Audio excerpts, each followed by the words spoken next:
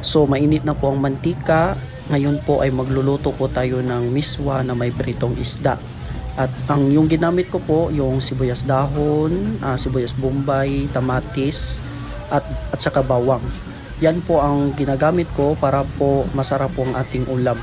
At napakamura lang po talaga ito at masarap po talaga ito, no? Mas masarap po ito sa fast food.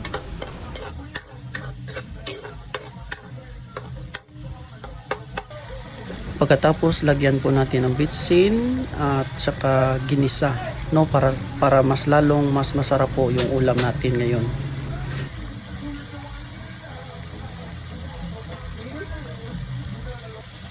Ngayon lagay muna natin yung pritong isda, dalawang pritong isda. Siyempre hindi natin makakalimutan yung tubig at hihintayin natin kumukulo ito. So ito na, kumukulo na yung tubig at nilagyan ko na po ito ng asin. So pwede na natin ilagay yung miswa. So nilagay na po natin yung miswa, no?